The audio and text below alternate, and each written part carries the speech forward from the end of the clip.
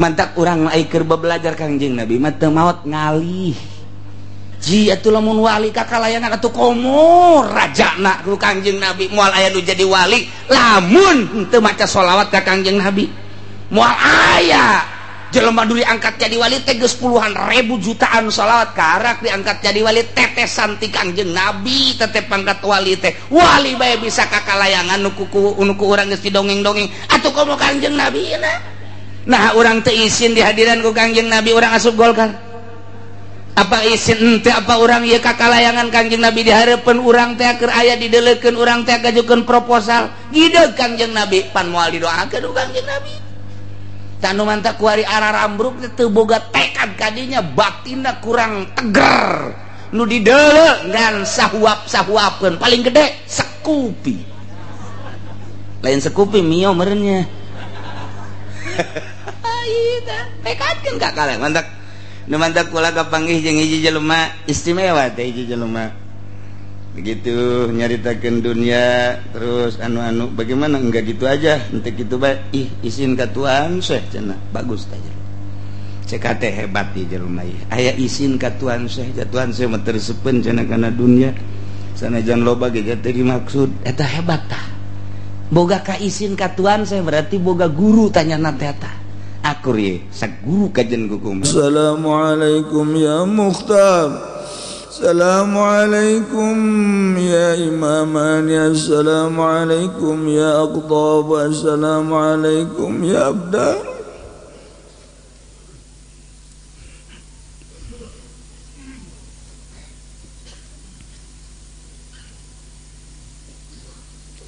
A'udzu billahi minasy syaithanir rajim Bismillahirrahmanirrahim wa qalu laula nuzila alaihi ayatun min rabbih Qul innallaha qadirun ala an yunazzila ayatan walakinna aktsarahum la ya'lamun Allahu a'lamu bimuradihi wa qalu lan ngucap ya kufar kabeh kufaru Makkah ta ing lapan laula lamun ta orangna halat kagene nuzila dan turunkeun alaihi ngatas Muhammad apa ayat min rabbi kang tetep saking pangeran Muhammad kana qati kaya onta wal asa lan tetekeun wal maidah lan rampadan kul Sira Muhammad lahum gadoy kufar Makkah ing lafad innallaha ing satuhune Gusti Allah qadirun iku kang maha kawasa ala ayun nazila Natasen tanurunkan ya Allah bitasydid wa takhfif macane kalawan den tasdidan ayyunazzila wa takhfif lan den entekeun saking tasdid ayyunzila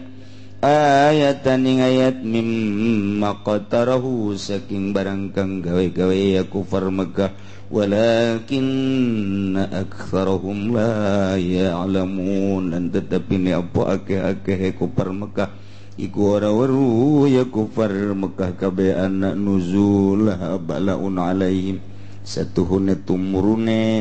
ayat iku bala ingat dase kufar Mekah li wujubihi lakihim injahaduha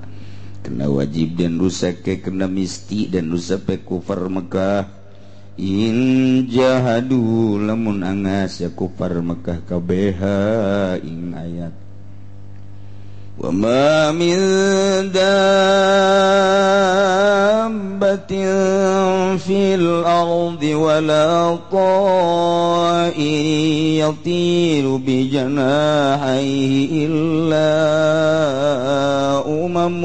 أَمْثَالُكُمْ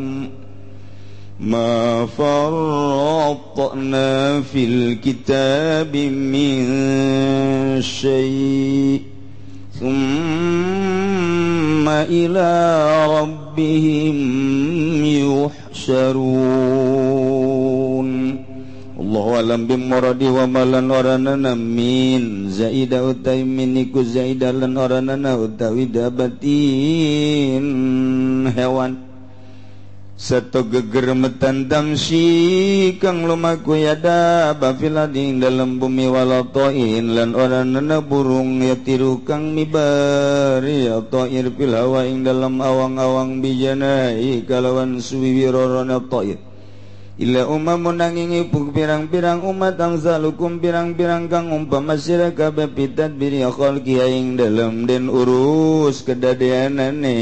ya dab wa rizqiha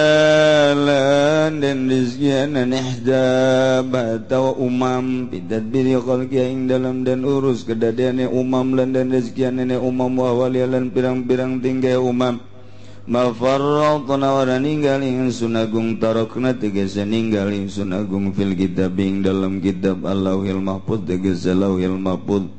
min syai'in suwiji-wiji zaidatun miniku zaidah falam ta naktubu maka orang nulis kini sunagung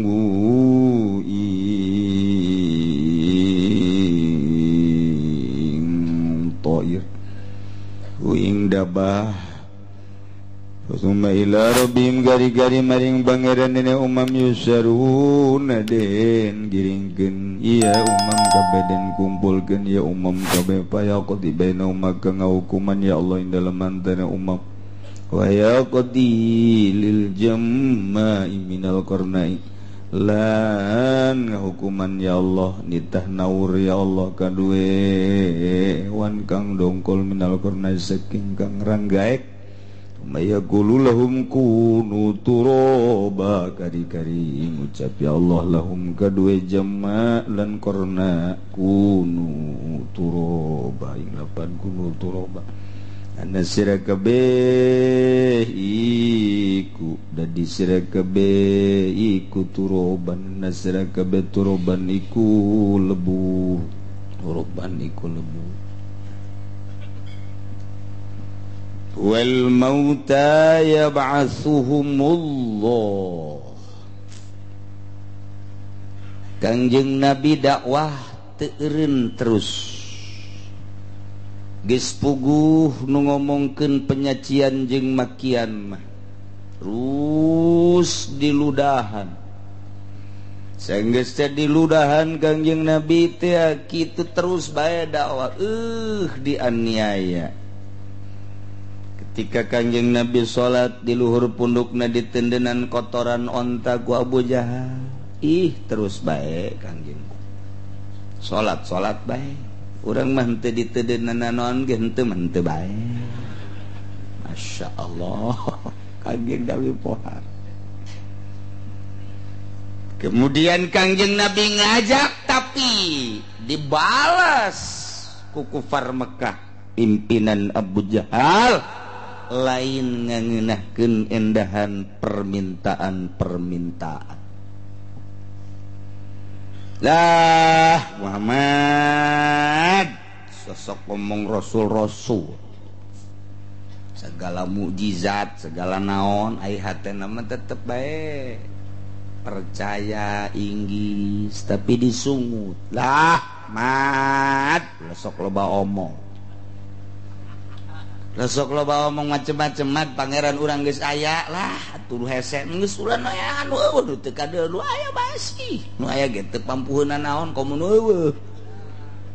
cek Kangjeng Nabi jadi kieu terus dihina anu luar biasa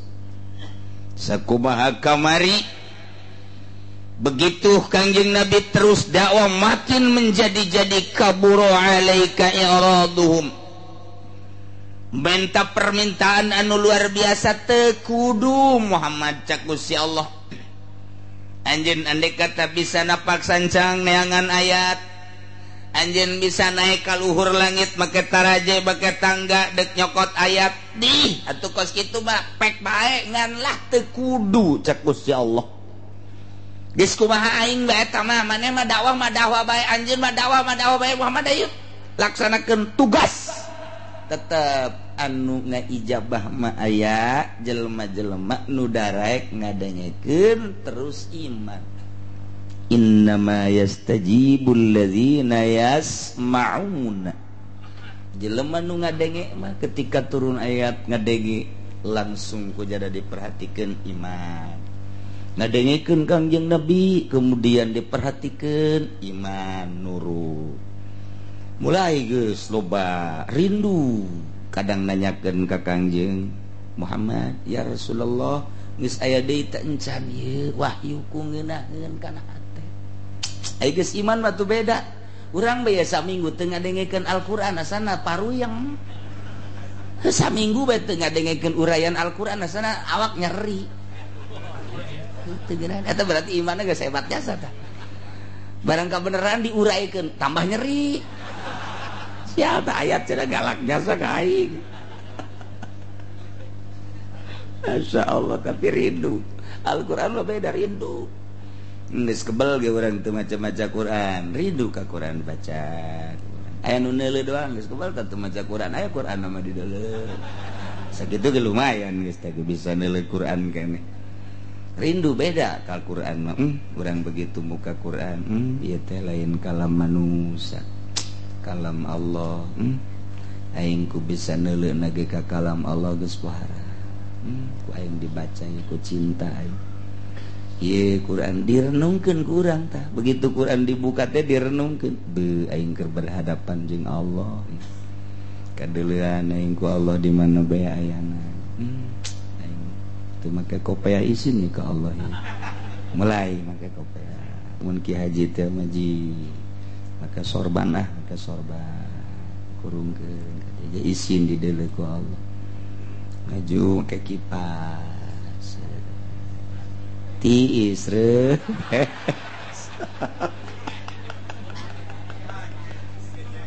saku majikan dari tadi kadang gereyang-gereyang orang ngeringkuk tak ke haji ya Allah. Hawa Al-Quran makos gitu maca koran masa lembar berlanjut bersambung ke halaman sekan teangan set berlalu ke teangan set beres koran baca koran maka karak 2 ayat ke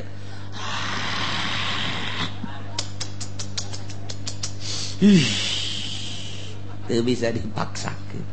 Teu bisa dipaksakeun. Kok walaupun geus matana nu burem geus. Make kaca. Kaca teh mun pake neuleuh Al-Qur'an mah remeng-remeng. Lamun pake neuleuh bujur urang Karawang mah ja cek.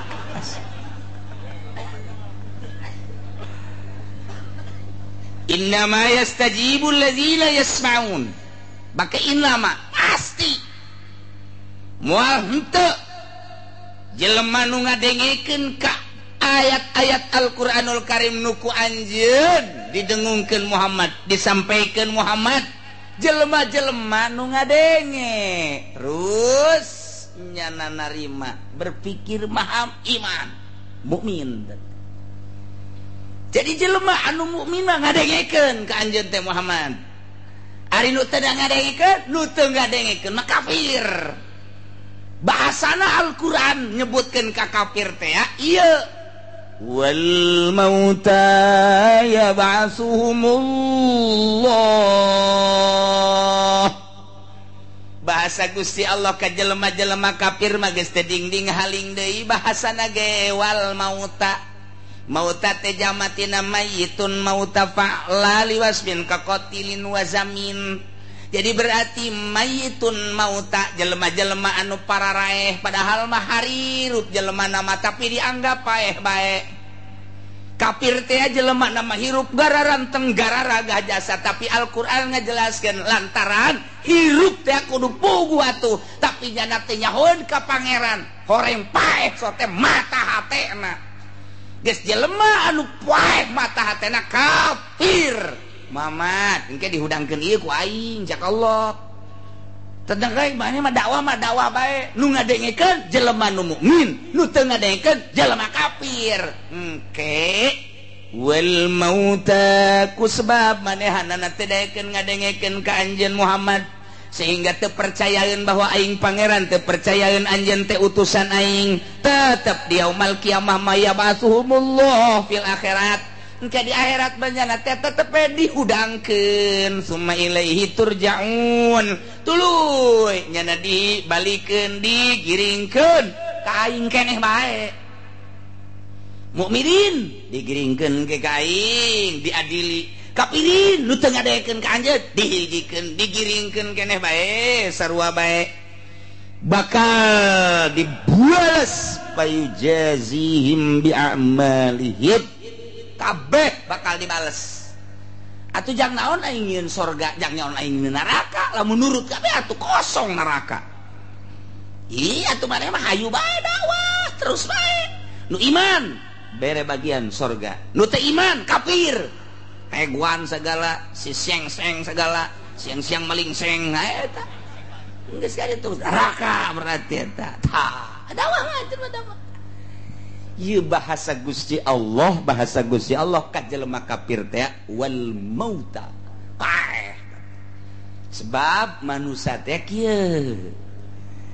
manusia ku ulama dibagi ti Kangjeng Nabi aya jelema aya rohan hirup ngaranna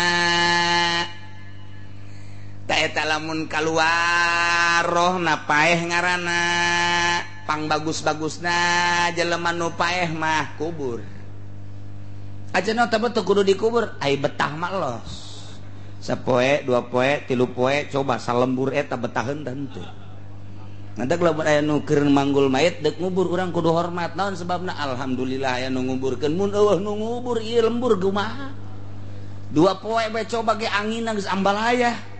jelema teh beda jeung hewan bae nu teu ngadahar sangu bauna bau bentek jasa bage kotok bage geus ambreng-ambrengan kobo mah komo jelema lantaran ngadahar sangu beda nu mantak nu beuki jasa sangu moal kebel teh jelema bertahan haju bau bae tapi lamun teu ngadahar sangu angel beda tapi lamun ngadahar sangu ge ahli maca Quran ahli zikir moal bau moal henteu dahar ge tilok maca Quran bentek tetep bae bentek bae dah jelema eueuh rohan paeh ngaranna kubur bagae atur di kubur aya aturan-aturanna aya jelema teh aya rohan kuari mah hirup berarti ngan teu boga akal edan ngaranna rantai kudu disiapkeun ieu mah hirup lantaran aya rohan ngan eueuh akalan edan ngaranna geus lamun edan teu boga kukumaha pikiran teu boga pikiran kukumaha teu boga akal ngaranna ge atuh kadang-kadang nyana make calana pendek bae bobogoanana guluntang galantung deres anu lalaki mamun aya nu awewe teu make calana pan keomna doang nu tersepi urang di jalan aya nu edan awewe teu make calana eta wan bobogaanana ih teh si budak pentas si budak neuleukeunna blond teh coba nah aya tah ngan akalan edan ngaranna majnun aya kuari mah roh aya akal aya ngan akalna teu digunakeun kana bener yakni akalna ieu adalah itu eueuh imanan akalna teu aya imanan ieu mah ye kafir mauta tangaranna tah nu kos kitu nah ieulah hirup lantaran aya rohan aya akalan aya ngan akalna eueuh imanan ieulah wal mauta yab'atsuhumullah maut teh eueuh iman aya iman teh aya imanan aya ieu mah aya iman ngan imanna leutik imanna saeutik padu nyaho doang pangeran Allah pangeran teh Allah kangjeng Rasul kangjeng Nabi teh Rasul Allah nyada teh nyaritakeun nyada teh tabligh nyana ngembangkeun syariat tapi salat henteu puasa henteu zakat henteu haji ora gelem haji engke wedi ku naik pesawat teh wedi wede ora ana jalane kok tiasa miber iku sieun ora gelem mau ngokos gitu jawabannya wis lah Jawa koek ora apa-apa tah eta tah aya imanan ngan padu nyaho doang padu nyaho ka syariat teu ngalaksanakeun syariat ngaranna batil tah kuari mah aya imanna makrifat ka Gusti Allah. Nah ini hebat mah jelema aya rohan di jero rohna aya akalan dina akalna teh aya imanan dina imanna teh aya makrifatan. Luar biasa. Iyalah jelema nu teristimewa teh. Makrifat teh iman lain makrifat am deui geus makrifat khosoh. Iyalah jelema anu moal paeh salilana sanajan jasad di kubur model Kangjeng Rasul tetep bae ngan sakadar ngalih teu maot Kangjeng Rasul mah. Bukti nyatana ieu kuari urang terus bae berhadapan jeung Kangjeng Rasul. Urang bisa salat inget ka Kangjeng Rasul lantaran diparentah nama ku Allah panu nyampaikeunana ka Kangjeng Rasul. Urang puasa dititah nama ku Gusti Allah panu nyampaikeun nama Kangjeng Rasul. Urang zakat dititah nama ku Allah panu nyampaikeun nama Kangjeng Rasul. Urang teh dititah haji nu nitah nama Gusti Allah nu nyampaikeun nama Kangjeng Rasul. Teu maot Kangjeng Rasul. Ciri teu maotna urang kuari aya ngalaksanakeun parentah Allah melalui Kangjeng Rasul. Aya hadis Bukhari jeung Muslim, Sunan Abu Daud, Sunan Nasai, Ibnu Majah dan lain sebagainya ucapan Kangjeng Rasul geus dibukukeun apa maot nya teu diureukeun ku para ulama madzhabul arba'ah Imam Syafi'i, Imam Hanafi, Imam Hambali, Imam Maliki araya kabeh. Teu pernah urang mah amprok jeung nu ari itu kuari diteruskeun ku para ulama-ulama. Imam Nawawi, kemudian Ibnu Hajar, Imam Romli kabelah dieuna Syekh Nawawi tanara can kazamanan teu kazamanan kuari ulama lual ulama nu kuari ieu adalah penerus Kangjeng Nabi Muhammad sallallahu alaihi wasallam ngan haju ngagelok asup Golkar macet di dinya teu kadeuleu Kangjeng Rasulna nu kadeuleuna atutna nu kadeuleu Abu Rijalna. Nah ieu penghalang hijab ngalo lagi teh nya. Aduh. Penerus Kangjeng Nabi macet lantaran ngajukeun proposal. Macet ieu penerus Kangjeng Nabi teu layak cek Kangjeng Nabi sia kunaon gigituanan. Ci aing mah teu ditah nyieun proposal cek Kangjeng Nabi ja aing mah nitah ge hayu ngalanjutkeun ieu ilmu Allah.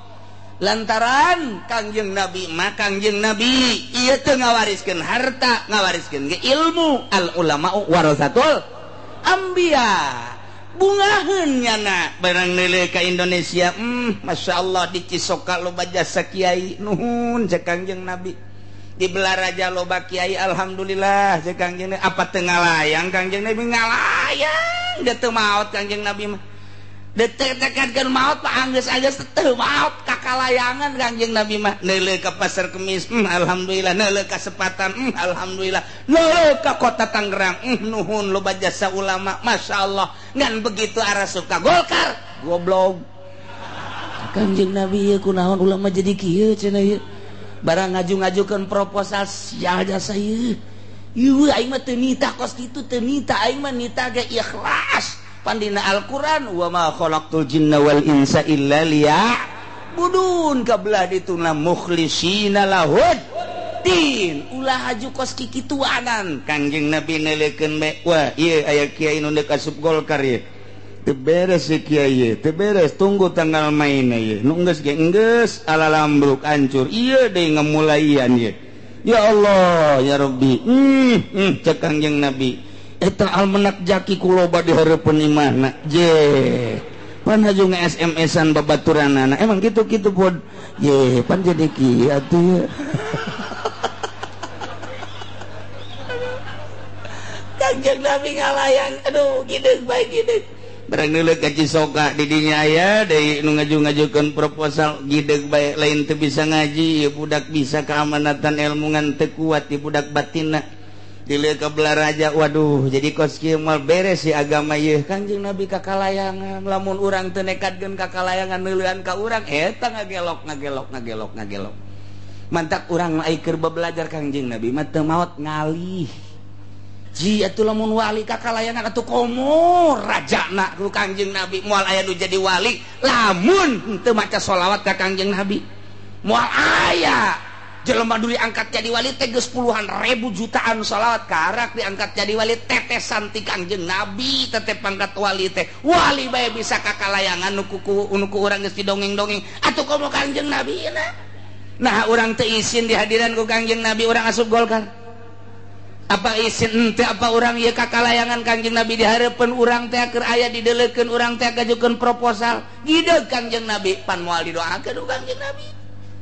Tanu manta kuari ararambruk teu boga tekad kadinya batinna kurang teger. Nu dideuleu ngan sahuap-sahuapkeun paling gede sekupi. Lain sekupi mio meureunnya. Tekadkeun kakala mantak nu mantak kula kapanggih jeung hiji jelema istimewa teh hiji jelema begitu nyaritakeun dunia terus anu bagaimana enggak gitu aja ente gitu bae izin ka Tuhan Syekh cenah bagus teh cek teh hebat ieu jelema ieu aya izin ka Tuhan Syekh Tuhan Syekh mah teureuseupeun cenah kana dunia sanajan loba ge teh dimaksud eta hebat tah boga ka izin ka Tuhan Syekh berarti boga guru tanyana teh tah akur ye sak guru kajen kukumah urang mah coba kuari nu diagungkeun Kangjeng Nabi ya Nabi salam alaika ya Rasul salam alaika perebut panitia duit muludang pan kati Kangjeng Nabi hadar sia ya Nabi sapan eta hadir Kangjeng Nabi pan sia ya Nabi salam kuari perebut eta mentak dilaknat ku Kangjeng Nabi guys tahun hareup ulah dipake deui eta lanat Kangjeng Nabi garana jin teu berkesinambungan panitia teu berkesinambungan kiai jeung ustad teu berkesinambungan geus puguh pamarentah mah geus laknat-laknateun malulu nu kurang make mah nu make mah atuh henteu pan Kangjeng Nabi na kakalayangan neuleuan di Kabupaten Tangerang ka mana ieu Bupati Ismet ka mana ieu WH ka mana ieu Atut ieu tarolol amat urang Banten milih awewe emang teu dihadiran ku Kangjeng Nabi seserian sia mantak aing mah teu milih eta tekad dia izin ka Kangjeng Nabi Masya Allah Karim ulah deui siang ke kecuali di bare gede itu ngomongkeun kos kitu pan pajal ekstrim lain tegeran hate ieu tegeran deuk ka mana deui supaya teu paeh pan urang sarua bae amprok jeung memejeng Allah pan Gusti Kangjeng heula cik Kangjeng Nabi sia nu diurci kupatnya kan kiai anu sia ngembangkeun sok alif jabar batnya aing paneulekeun ka sia sebenarnya cik Kangjeng Nabi ngan aju siapan milu ka Atut kan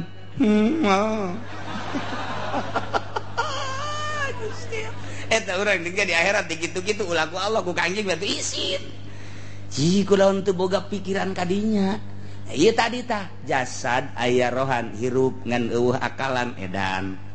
akalna aya ngan kuari mah akalna teh eueuh imanan nah ieu adalah kafir iman mah aya ngan imanna teu sampurna batil sampurna teu sampurna iman teh leuwih teu sampurna jasa buaya jasa doi ngaranna percuma boga akal ge nah kuari aya imanan tur imanna makrifat khoso ieu nu jempol mah waduh nu Kangjeng Nabi ge ngalayat terus kadinya teruskeun jang teruskeun cak Kangjeng Nabi didoakeun ku kaula sebagai nabi geus teu kudu didoakeun ku sasa cukup ku Kangjeng Nabi ge asal urang maca shalawat nyambung ka Kangjeng Nabi shalawat anjeun datang ka kaula kula nyaba ka anjeun teruskeun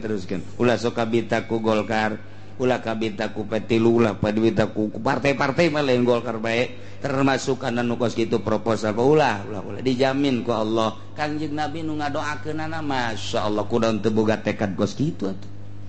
izin geus balikeun deui tah mah nu geus bae nu encan mah atuh nyieun deui beuki jero bae ulah nah ieu nu mantak disebutkeun mauta kitu rangkaianana sakali deui jasad rohan paeh kubur aya rohan akalan edan aya akalan ngan akalna imanan kafir aya imanan ngan imanna teh leutik ieu mah teu ngalaksanakeun syariat batil aya ieu mah iman mah boro-borona naon ngadengekeun henteu naon teh ngan imanna iman turunan doi aya imanna makrifat khosoh ieulah ulama warasatul anbiya waliyun min auliyail lah hesetan yang anu kos kitu numentak Al-Qur'an lantang ngajelaskeun wal mauta ari pirang-pirang kafir nu pararae hatena ari awakna mah seterek dedeg pangadegna luar biasa sehat kabina-bina ngelehkeun batur di deuleuh luis tage pohara tapi Quran dek nu luis dek nu tuluis nu bule nu hideung anu koneng sarua bae disegebotkeun kabeh paeh teh mata hatena mukminin nu ijabah ka anjeun kafirin nu paeh hatena teu gadegekeun ka anjeun tetep jaga di akhirat mah Muhammad ya ba'atsuhumullah dihudangkeun dibalos summa ilaihi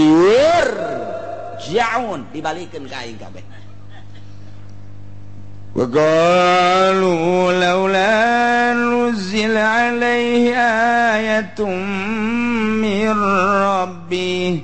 cekupar-kupar Megah Muhammad ai terus bae mah anjeun teu eureun-eureun dakwah teh nyampekeun di salah anjeun aing geus pengeng ceuli aing geus torek ceuli aing sia terus bae Muhammad geus kieu atuh aing mah aya pamenta coba laula unzila alaihi ayatun min rabbih coba turunkeun ayat janu baheula ge Kangjeng Nabi Saleh dibere onta Kangjeng Nabi Musa dibere tungked Kangjeng Nabi Isa dibere rampadan turun ti langit coba anjeun atuh coba tah hayang nu kadeuleu langsung tah coba ayat teh mukjizat teh aing kadeuleu kitu mah pan ngeunahkeun imana ieu mah bacaan Quran malulu Quran kamari menta turun mukjizat dibere Al-Qur'an geus turun Al-Qur'an menta deui ulah Qur'an atuh sapira bacaan ku ari mah coba hayang kadeuleu seperti nu baheula anjeun Nabi langsung ditegur ku Gusti Allah kul bejakeun Muhammad ka para kafirin leutik kitu hayang sakitu mah ngan ku aing moal dibere jang naon lantarannya nama ngaririweuh doang lain dek iman lain nyoba sia nyoba anjeun tah mah ngaririweuh andai kata diturunkeun ge ieu mukjizat ka anjeun ngan sakadar mancing-mancing siksa lantaran moal iman da gede hulu tah mah kafirin nu mentek ieu Muhammad bedakeun innallaha qadirun ala ayunazzila ayatan gampangkeun Allah mah kawasa nurunkeun ayat leuwih ti eta ge ngan walakinna aktsarhum la ya'lamun nyana teu nyahoeun lolobana mah hartina teu jawan kumaha mun kaula nu agung neureunkeun ayat sakumaha nabi-nabi rasul-rasul nu baheula ka anjeun sakumaha pamenta kafir-kafir Mekah haju nyana ngan ngaririu doang haju teu percaya ka anjeun pan eta teh bakalna ngundang siksa pan aing moal teu nyiksa teh pan teu nyahoeun teh jara teh kos kitu teh eta teh undangan siksa mun haju iman bener tapi lamun teu iman hanas turun mukjizat kaistimewaan diturunkeun dibikeun kadeuleu ku nyana tapi nyana teu iman pan eta teh ngundang siksa moal teu ku aing disiksa ngan nyana teu nyahoeun walakinna aktsarahum la ya lamun tuh kieu bae Muhammad contohkeun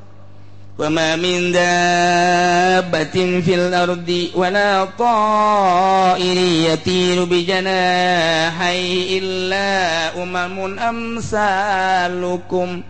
deuleu bae ku ari mah hewan-hewan anu kumarayap di muka bumi anu lelempangan di muka bumi seluruh hewan-hewan nu aya di muka bumi ti mimiti nu gedena gajahna kemudian atuh anu jangkung teh naon kitu ngaranna tah jarafah kemudian anu pangleutikna sireum termasuk jelema hewan-hewan uncal orai jeung sajabana eta lah nu kumarayap di muka bumi kitu keneh manuk anu hihibran di awang-awang tah mimiti manuk leutik terus manuk nu panggede-gedena seluruh hihibran di luhur langit bae sarupaning manuk-manuk naon bae eta pati-pati hewan nu kumarayap kumanandang di muka bumi di luhur bumi jeung nu hibran di awang-awang eta illa umamul amsalukum eta teh umat-umat nu sarua jeung aranjeun kabeh bejakeun sarua ndek mere ndek naon hayang mukjizat naon deui eta ge manuk mukjizat kakawasan aing pan eta teh deuleu ku sia bejakeun ka kafir tuh manuk saha nu ngahiberkeun tuh orai saha nu ngalempangkeun sia ge termasuk saha nu ngalempangkeun pan eta teh aing ndek minta mukjizat naon deui urang ge teu pati mikireun tak kadeja manuk bae buaya bae saha coba nu bisa nyieun buaya aya ge urang Purwakarta buayaan tah mah kitu ge pake ulin ku budak leutik tah mah nah dalam manuk tah ieu teh umat sarua jeung aranjeun kabeh dina harti sarua diurusan ku Gusti Allah mun ditanyakeun nangieun saha nangieun Allah nu ngarizkian Allah eta manuk boga pabrik henteu eta manuk boga sawah henteu tapi panjana bisa barang dahar nang saha eta ayo apakah dengekeun pabrik boga pabrik manuk boga pabrik henteu boga sosotan henteu ngan paling ge ulin di sosotan doang tapi kan bisa dahar urang ge urang lamun geus boga keyakinan kos manuk wali kudu kos manuk urang kumaha manuk teh teu boga perusahaan tapi daharna terus bae berangkat isuk-isuk beteungna keleh balik sore-sore bitonan beteungna seubeuh eta lah ilmu wali nah eta bejakeun ka kafirin nang saha eta teu kudu mukjizat nu hese-hese bejakeun eta sirem nang saha nyieun eta orai nang saha nyieun kotok nang saha nyieun kotok teh lemes tah kotok oh kadengeun ku urang Bandung mah waduh kotok ayam eta bebek Persi nang saha nyieun eta hese-hese amat dengan mukjizat hese-hese amat dengan mukjizat bejakeun di urusan ku aing sarua jeung nyana mimiti diayakeun eta hewan-hewan sarua jeung manusia di rizkian sarua jeung manusia engke di akhirat digiring sarua jeung manusia kuari aya kebo dongkol jeung kebo anu petot ngadu eleh nu petot nu dongkol engke dihadirkeun nu petot engke dihadirkeun tetep bae di sidang geus beres di sidang kakarak kudu turoban jadi lebu anjeun di sidang heula embe jeung embe ngadu mana nu eleh diadukeun deui ka ku Gusti Allah teh engke kakarak geus beres jadilah maneh lebu kabeh di sidang boro-boro manusia cacakan hewan ge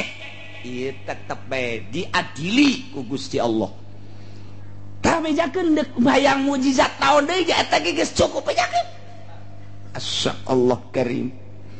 tapi ieu berahasiaan nu luar biasa cek Imam Qurtubi lain sambarangan Gusti Allah teh keur nyaritakeun ka bangkarawa ka bangkawarahan kafir teu ngadenge kana karisalahan Kangjeng Nabi teu ngadenge kana mukjizat Kangjeng Nabi buah kawarahna nu luar biasa ieu kafir teh tapi kunaon ka dieu nyontohan menta mukjizat eta ku hewan ieu teh aya rahasiaan kajen ku kumaha ge endahan jawaban Gusti Allah wa ma min dabbatin fil ardi wala ta'iri yatiru bi janahihi illa umamun amsalukum ma farratna fil kitab teu pernah ninggalkeun kaula saeutik oge di Lauhil Mahfuz min syai saeutik oge sugan aya hiji sireum nu teu katuliskeun di Lauhil Mahfuzna sugan aya hiji tuba nu teu katuliskeun di Lauhil Mahfuzna moal aya katuba-tuba aya tulisanana tu komo Abu Jahal mah kabeh aya ieu tah dina Al-Qur'an geus dijelaskeun mafrotna anu ditinggalkeun ku kula saeutik ode min syai bahasana ge make min syai sai teh isim nakirah isim nakirah eta umum berarti peuting bede kanu leutik eueuh anu tinggaleun bilagah jasa tah eta eueuh nu tinggaleun eueuh hiji sireum nu teu katuliskeun di Lauhil Mahfuz eueuh hiji cangkas nu katuliskeun teu katuliskeun di Lauhil Mahfuz eueuh hiji orai nu teu katuliskeun di Lauhil Mahfuz moal aya mata kurang keur cicing bae aju kemudian kedatangan sireum nyocok urang eta geus aya tulisanna di Lauhil Mahfuz ulah pajar eueuh tulisanana urang keur leumpang peuting kemudian aya orai kasempar orai aju ngegel ka urang aya tulisanana ma farrotna eueuh anu tinggaleun nu tinggaleun komo urang atuh ieu cacakan hewan nu laletik eueuh nu tinggaleun masyaallah tah iya ayat ieu lain lalagan gede jasa ieu ayat ma farrafna fil kitabi min syai. Oh lu tinggalin kabeh ayat tulisanana. Kipulan bakal kawin jeung si Sarwiti ayat tulisanana. Si Sarwiti bakal ngamuk haju ditinggalkeun kawin deui jeung Sarbona aya tulisanana. Sarbona ge ieu teu boga anak ditinggalkeun deui ieu kawin deui jeung si Sar.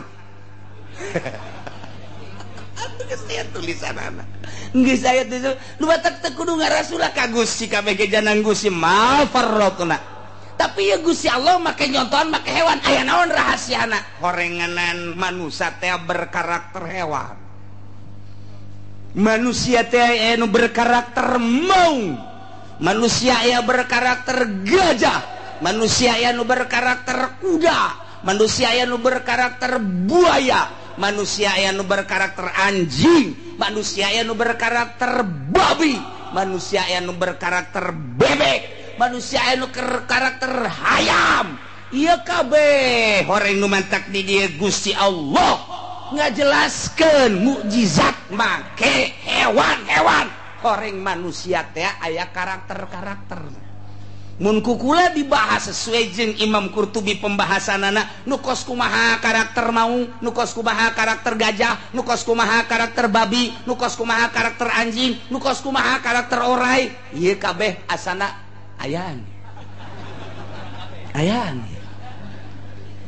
ayani kabeh ge nu mantak eta teh hakikat nama ieu urang mun jadi ulama, urang mun jadi wali. Misalnya urang dijadikan ulama, dijadikan wali, ya'lamu ya auliya Allah, kudu nyaho anjeun wahai para wali-wali Allah. Hakikat nama anjeun keur babarengan jeung anjing, hakikat nama anjeun keur babarengan jeung babi, hakikat nama anjeun keur babarengan jeung maung, hakikat nama anjeun keur babarengan jeung gajah. Tiga di deuleu bae lantaran wali mah nyahoeun dibere tak hakikatan kitu lirik nyana teh kakatu. Waduh aya buaya darat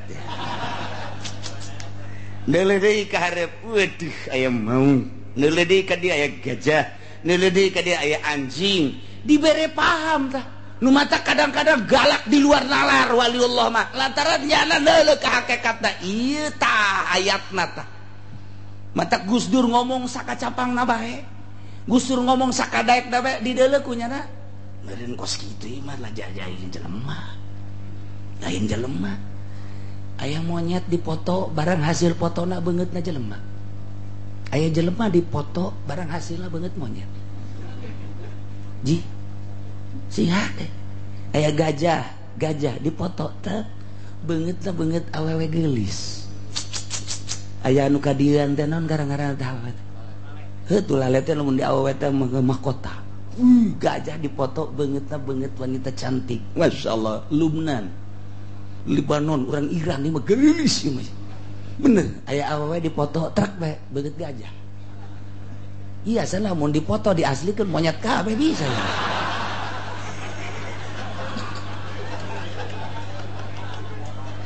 Masyaallah. Ji atuh nu sok kukula didongengkeun Mama Sobari. Mama Sobari dek ka Mekah sasalaman kabehan tek lalaki awe beres sasalamannya na salat. Ditegor kapan ku muridna Mama teu aya nu darekeun ngamakmum ka Mama. Ai kitu kunaon? Pan Mama teh meureun tadi sasalaman jeung awewe batal meureun koto wudu deui. Jam Mama teh sasalaman jeung jelema. Ai kitu janu sasalaman jeung Mama monyet kabeh. Pan betul batal meureun Mama ai ke monyet mah teu bisa ngomong pan murid sial ka aing bae monyet.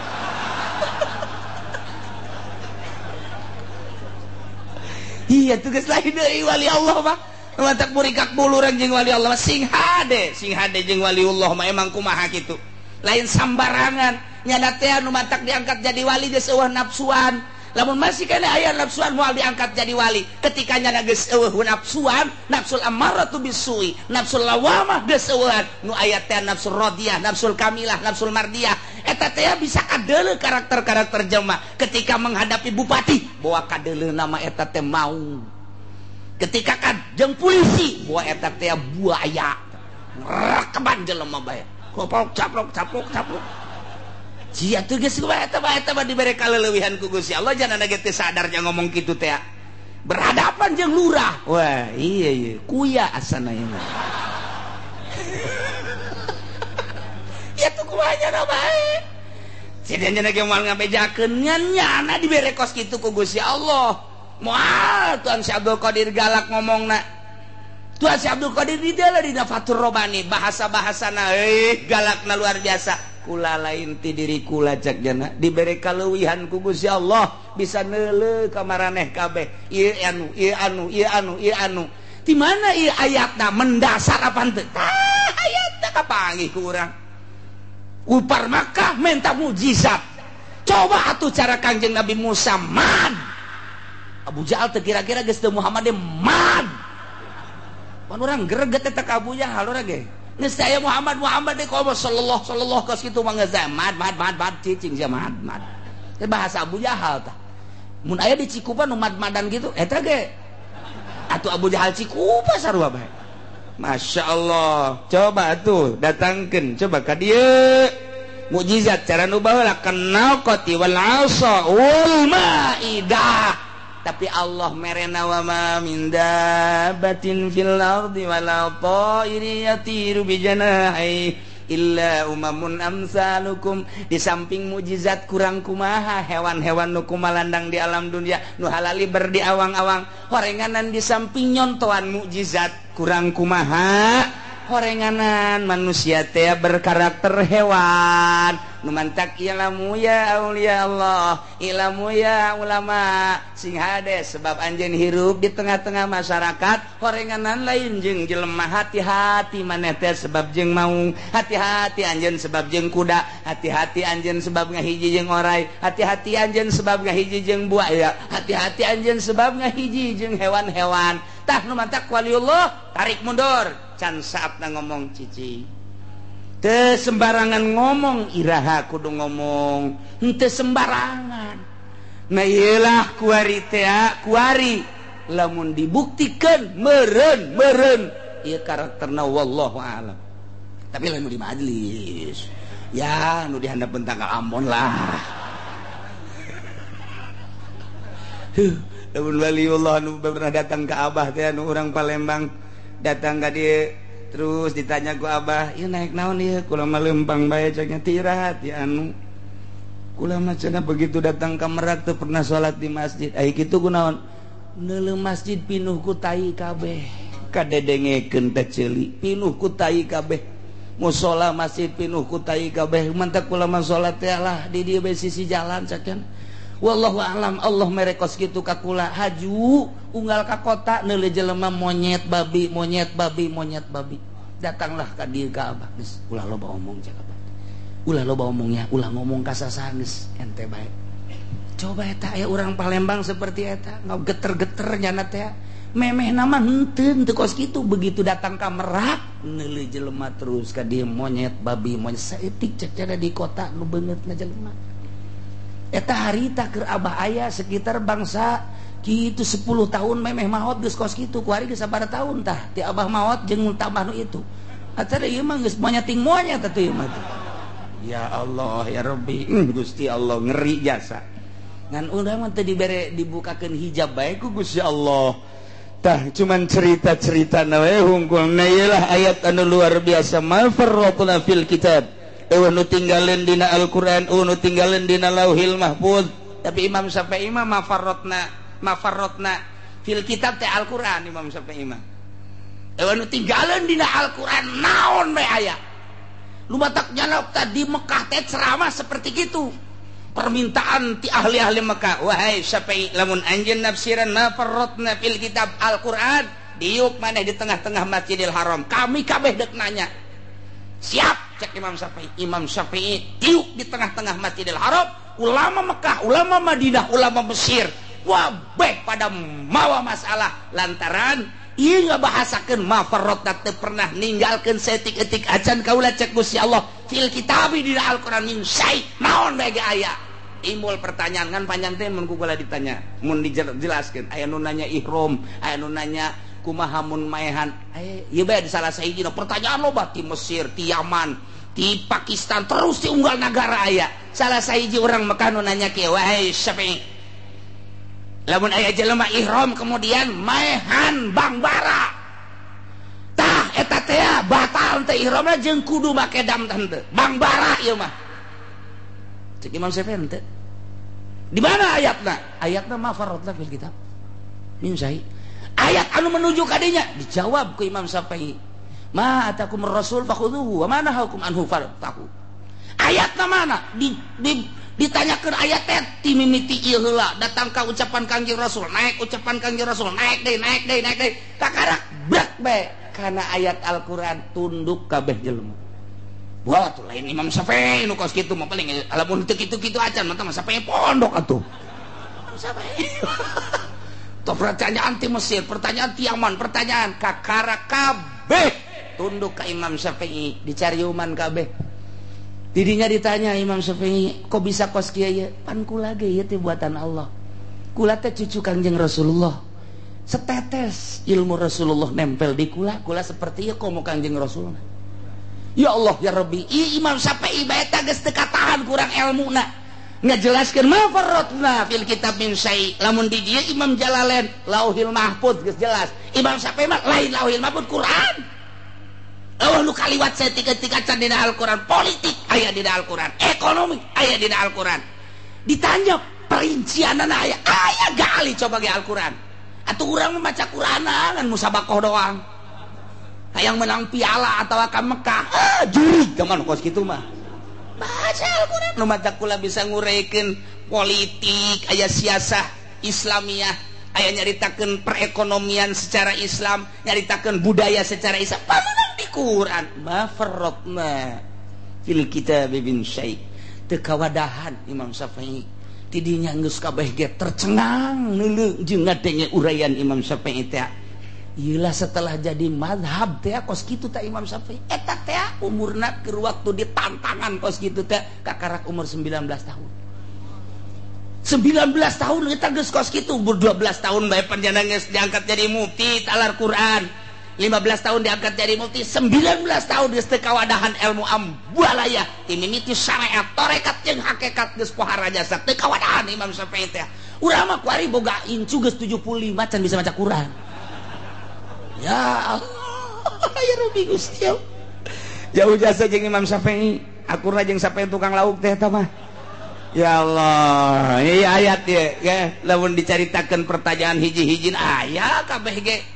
wahara jasa Masya Allah etak carita Bang Bara bagi can angges cukup bae sakitu jang contoh sampaikan kan nyontokeun ka dieu nyontokeun teh Bang Bara mah ditinggal dina Al-Qur'an deur dibacakeun ngan memeh ka Al-Qur'an cek Imam Syafi'i teh kudu Al-Qur'an heula ulama heula naik ti ulama ijma teh ka Kangjeng Rasul ucapan Kangjeng Rasul ge lain hiji teng kakarak Qur'anna bukti ma farratna fil kitab min syai ka head ditanya ka urusan politik ditanya ukuran ekonomi urusan ekonomi Imam Syafi'i di tengah masjid kieu bae ya Allah ya Rabbi nu teu katadahan eta pertanyaan nah iyalah jadi berhasil anu luar biasa ayat ieu summa ila rabbihim yuhsyarun kemudian ke bakal digiring dihijikeun tidak terkecuali nu ngadenge Kangjeng Nabi nu teu ngadenge kabeh dihijikeun digiring dek dihukuman ku Gusti Allah Subhanahu wa ta'ala mudah-mudahan orang termasuk jelema nu ngadenge jelema nu iman ka Kangjeng Nabi taat ka Kangjeng Nabi oge ka Gusti Allah sehingga urang aya dina beungkeutan Kangjeng Nabi urang di akhirat sadajan loba dosa jeung pasti jasa urang loba dosa disyafaatan ku Kangjeng Nabi hingga urang bisa selamat menuju surga Allah Subhanahu wa taala bi barakati umil Quran Al-Fatihah Bismillahirrahmanirrahim Alhamdulillahirabbil alamin arrahmanir rahim maliki yaumiddin iyyaka na'budu wa iyyaka nasta'in ihdinas siratal mustaqim siratal ladzina an'amta 'alaihim ghairil maghdubi 'alaihim waladdallin amin. Satacan ditutup ku doa aya Habib Al-Hirid Habib Abdurrahman Al-Hirid untuk menyampaikan biasa tahunan undangan satacana dipersilahkan.